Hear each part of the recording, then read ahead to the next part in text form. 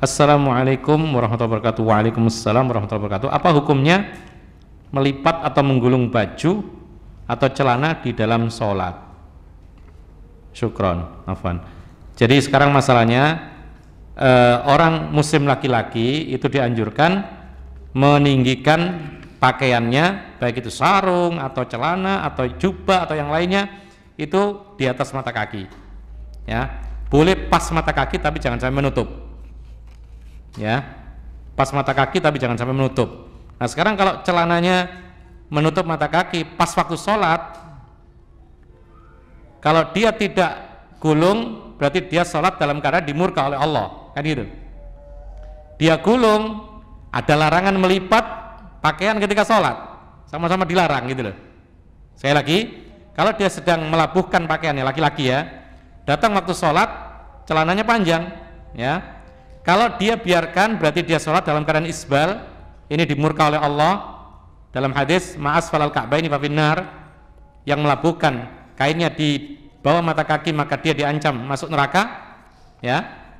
Meskipun tanpa sombong. Kalau sombong berat lagi hukumannya, dalam hadis yang sahih demikian, ya. Nah kalau dia lipat, ada larangan khusus melipat pakaian ketika sholat. Dua-duanya terlarang. Tapi kalau memang tidak sempat untuk memotong, maka yang lebih ringan adalah dilipat. Karena dilipat ini sementara, nanti segera dipotong di rumahnya. Ya, paham ya? Jadi daripada dimurka oleh Allah Subhanahu Wa Taala terus menerus, larangan melipat pakaian ini hukumnya makruh. Sementara isbal secara permanen ini adalah haram menurut pendapat yang kuat. Jadi kalau memang belum sempat memotong, maka silakan gulung, nanti kalau sempat harus segera dipotong. Dan dalam sebuah hadis Rasul mengatakan uzratul mu'minin nisfus sak, kainnya seorang laki-laki muslim itu setengah betis. Ini tingkatan yang paling afdol.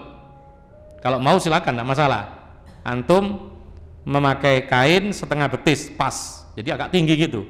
Itu yang dilakukan Nabi dan para sahabatnya kebanyakan. Ini tingkatan yang pertama paling afdol. Tingkatan yang kedua ini dalam satu hadis rangkaiannya. Wala junaha fi ma bainahu wa bainal ka'bain.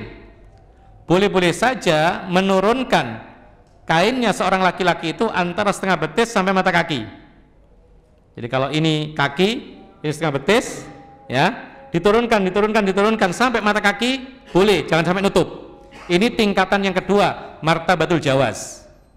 Ya, tingkatan yang kedua ini boleh. Jadi misalnya dia kok merasa tidak nyaman kalau terlalu tinggi setengah betis, boleh diturunkan sampai mata kaki, jangan sampai nutup. Pokoknya pas boleh, jangan nutup. Itu tingkatan yang dibolehkan oleh Nabi, karena Nabi mengatakan wala junaha, tidak mengapa. Lalu yang ketiga tingkatan tahrim, wa ma asfalal ka'baini fa finnar, kain yang menutupi mata kaki maka diancam neraka orangnya, bukan kainnya, orangnya, ya. Ini tingkatan ketiga, Allah mengancam dengan masuk neraka tanpa ada kalimat sombong. Dalam hadis itu juga akhirnya Rasulullah mengatakan waman jarra thawbahu khuyala lam yangdurillahu ilaihi yaumal qiyamah. Tingkatan yang keempat dalam satu hadis, barang siapa yang melabuhkan kainnya menutup mata kaki disertai dengan kesombongan, maka Allah tidak akan menggubris dia pada hari kiamat.